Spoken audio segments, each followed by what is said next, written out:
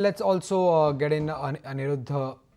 Let's also get in Aniruddha Naha, the CIO of Alternates PGIM India Asset Management Company.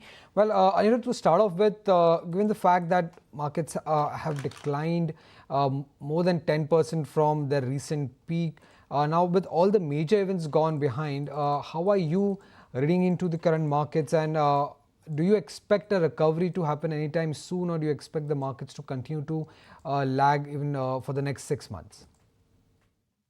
Good afternoon, and thank you for having me here. Our view is probably the worst of earnings is through.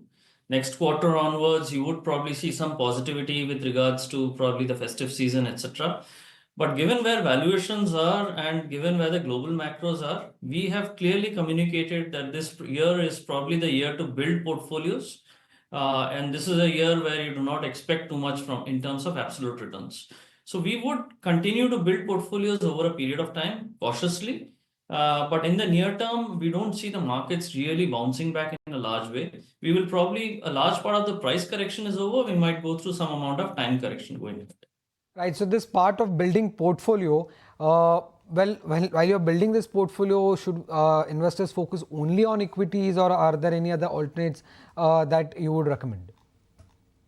See, we have primarily been a Cat 3 alternate, and we run the PMSs also. So we are largely in the listed space. But having said that, when we look at the listed space, especially in the large cap space and the small and micro cap space, we find reasonable amount of opportunity. It is just that near-term earnings has been weak, and hence people will take some more, quarters of. They would want to probably wait out a couple of quarters to re-enter some of these companies. But we see over a longer period of time, over the next 3 to 5 years, there is reasonable amount of opportunity within the listed space, and we would think allocation towards equities should, which is probably a allocation towards the listed space, should come into the markets over the next 3 to 6 months.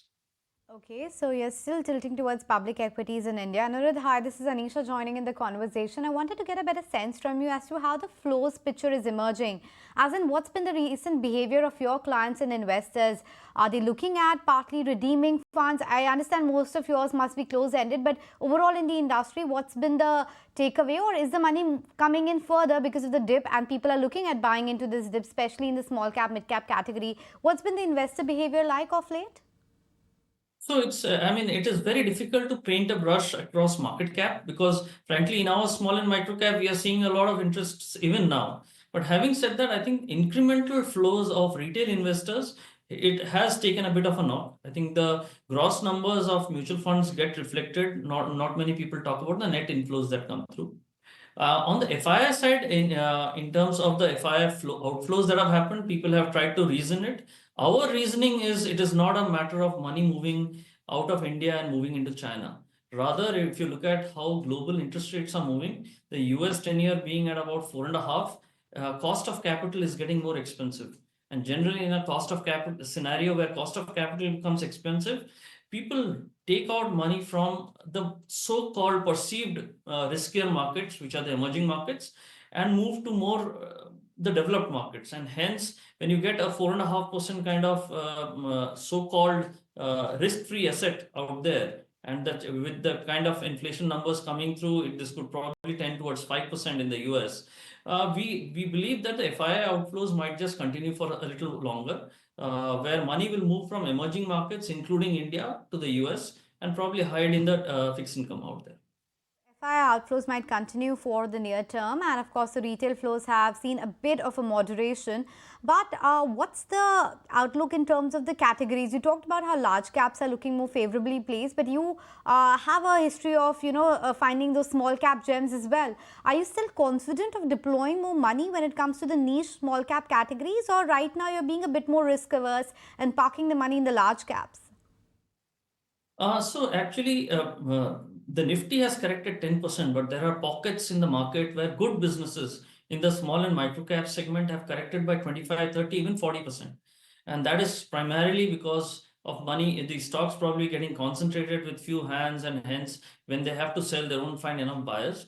We believe, frankly, in the mid, not so much in the mid, but in the small and micro cap space, there is reasonable opportunity. And when we talk about micro caps, we go down to even 500 crores of market cap, which is probably the 3,500th company by market cap. So for us, the universe is large, and hence when we look at these at the universe, we don't expect any stellar returns in these segments probably in the next 6-9 months. But if someone really wants to build a portfolio in the small and micro cap segment with a 3 to 5 years view, we believe there are quite a few multi-baggers sitting out there, and they should hopefully be able to deliver over a longer period of time. Again, just to enumerate, the next 3 to 6 months, we are not sure how returns will play out in this segment. Well, as you were mentioning that there are some pockets where you're seeing opportunities, there are some segments, sectors that you're seeing opportunities. Which are those sectors where you're seeing investable opportunities? Sure. See, we generally don't talk about sectors because we've been very stock specific. But having said that, if I have to look at sectorally, I think a 5-10% correction from here into cap goods would make it very interesting. That is one. I think large cap financials and especially on the lending side, they find reasonable amount of value out there. There are segments like, let's say, textiles. There are segments like chemicals and agrochemicals, which have been really beaten down over the last 3-5 years, rather 3 years. We find opportunity there. Healthcare is something that we are very, very confident on, and hence we can't paint a brush across sectors also, because within these sectors there would be disparity. But primarily, if you ask me from a sectoral perspective, financials on the lending side, large caps, small caps, and mid caps, probably the healthcare segment. There is value in textiles, there is value in chemicals, and discretionary consumption, we believe, will probably see a little more of a slowdown. But at some point, with a really long-term view of 3-5 years or even longer, I think that's a good space to go ahead and build portfolios.